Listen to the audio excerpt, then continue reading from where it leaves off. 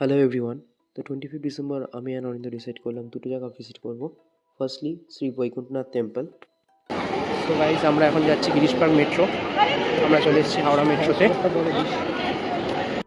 এটার পরে আমরা আরও একটা জায়গায় যাব, সেটা আমি এখনই বলছি না কোথায়। সো নেক্সট প্লেসটা একটু বাদে তোমরা দেখতেই পাবে। সো গাইজ আমরা এক্সপ্লেনেড চলে এসেছি আর তোমরা দেখতেই পাচ্ছ পার্ক স্ট্রিট যাওয়ার কী হারে ভিড় রয়েছে এখানে। সো এই হলো শ্রী বৈকুণ্ঠনাথ টেম্পল।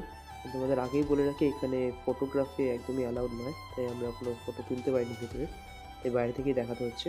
অ্যান্ড এই মন্দিরটি একটি সাউথ ইন্ডিয়ান স্টাইলের মন্দিরের আদলে তৈরি করা। অ্যান্ড এটা nearest metro station Girish park metro station. তো কাছেই নিরঞ্জনাগার ছিল, ওখানে আমরা কিছু পেট পুজো সারলাম। দেন আমরা বউ ব্যারাক্স গিয়েছিলাম। সো বউ ব্যারাক্সে ঠিক পার্ক স্ট্রিটের মতন করেই সাজানো হয়।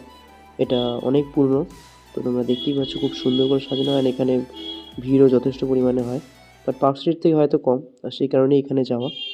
আমরা লাস্ট ইয়ারও এখানে গিয়েছিলাম, বাট সেই সময় 25th যাইনি, তো ভিড়টা আমরা অতটা পাইনি। বাট এই বছরে 25th যাওয়াতে আমরা ভিড়টাও যথেষ্ট পরিমাণে পেয়েছিলাম। যথেষ্ট ভালোও লেগেছিলো, এখানে কিছু ফুড স্টলও বসেছিল।